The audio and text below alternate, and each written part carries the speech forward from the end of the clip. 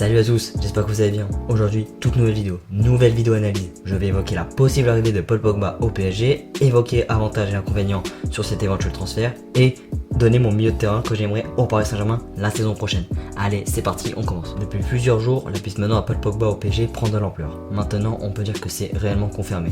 Le PSG porte un intérêt réel pour le milieu de terrain français. Selon les derniers échos fiables provenant de Sky Sports, Paul Pogba aurait refusé une prolongation de contrat de Manchester United. La tendance actuelle est un départ de la pioche. Paris voudrait l'avoir pour 50 millions d'euros. Manchester United voudrait le céder pour environ 58 millions d'euros. On sait que Paul Pogba sortit un euro exceptionnel. C'est un joueur de gros volume qui balle au pied sait tout faire. C'est un joueur de grand tournoi. Il est très aimé et connaît une grande popularité mondiale. Comment le PSG, qui a toujours eu la politique d'acheter des stars, ne peut pas tenter l'opportunité Paul Pogba? Le joueur est estimé à 55 millions d'euros et il n'y a que cet été qu'on verra Pogba à ce prix, c'est-à-dire le plus bas possible du marché pour ce joueur. Et malgré toutes les qualités et avantages de l'affaire Pogba, le PSG doit-il réellement foncer sur Pogba? Sans compter Xavi Simons, Edouard Michu et Ismail Garbi qui sont trop jeunes pour avoir du temps de jeu conséquent et Di Maria et Sarabia qui sont utilisés comme des attaquants.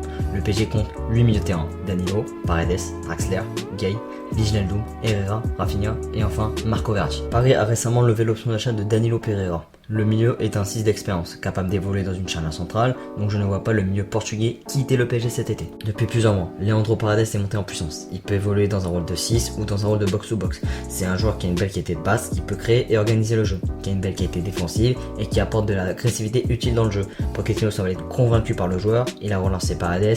Le coach argentin le voulait lors de l'hiver 2007, lorsque Paredes était à la Roma et Pochettino à Tottenham. Il est donc inéluctable que Paredes va rester au PSG, avoir beaucoup de temps de jeu. Il voudra sûrement pas quitter le PSG avec l'environnement et le salaire qu'il a.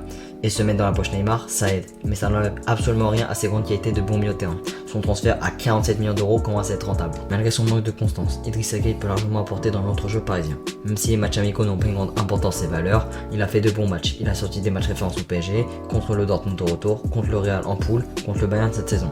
Il peut jouer la concurrence avec Paredes au poste de numéro 6. C'est indéniable. Verratti et Wijnaldum, rien à dire. Les deux hommes seront indiscutablement titulaires. Draxler a récemment plongé jusqu'en 2024, a sorti de bonnes prestations ces derniers mois. Le joueur a un gros salaire, Pochettino semble lui faire confiance. Difficile de croire que le joueur va quitter le club parisien cet été. Il peut être assez utile dans la rotation, en attaque et dans l'entrejeu. J'avais proposé Philippe Coutinho lors de ma vidéo Mercato Idyllique, j'aimerais bien qu'il le remplace, mais ça reste surréaliste pour le moment. Je vais pas tous les évoquer, mais pour faire rapide, Rafinha pourrait quitter le PSG pour avoir du temps de jeu, Leonardo aimerait en tirer pour 10 millions d'euros.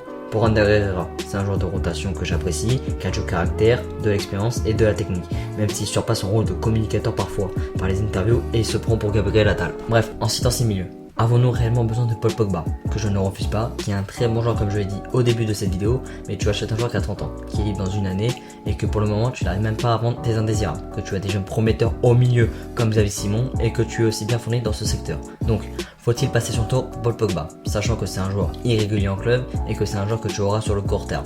La question mérite de se poser et le débat peut largement avoir lieu. De plus, quand on regarde les caractéristiques du joueur, c'est un joueur assez complet, qui est un joueur techniquement largement au-dessus de la moyenne, qui est un véritable métronome au milieu de terrain, mais c'est pas un profil qu'il faudrait au Paris Saint-Germain. Wijnaldum peut faire du Pogba, du moins quelque chose de similaire.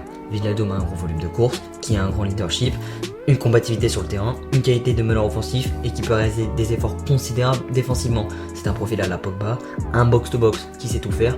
Pourquoi alors accumuler deux joueurs similaires? Cela n'a réellement aucun sens. Voilà le milieu que j'aimerais avoir au PSG la saison prochaine.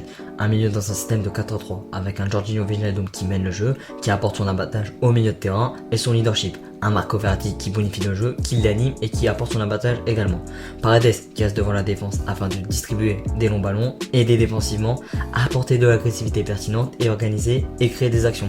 On pourrait également permuter Verratti et Paredes car je vais d'un bon oeil de voir évoluer Marco Verratti dans un rôle de regista, meneur devant la défense, c'est-à-dire un Pjanic ou célèbrement et anciennement un Pirlo. Pour en conclure, Paris doit absolument recruter un latéral gauche, recruter un attaquant qui comble le départ de Moise Kean et le rôle de seconde de Mauro Icardi. Après, je ne suis pas totalement contre l'arrivée de Pogba, c'est assez chaud pour y arriver. Le joueur est pas très chaud pour signer un renouvellement de contrat à Manchester United, j'en parlerai dans une vidéo mercato. Et voilà, c'est la fin de cette vidéo. Moi je te dis, si ça t'a plu, lâche un pouce bleu et partage-la à tes amis, lâche un commentaire si tu as un avis à donner sur le sujet. Moi je te dis à très vite pour une prochaine vidéo. Allez, ciao ciao.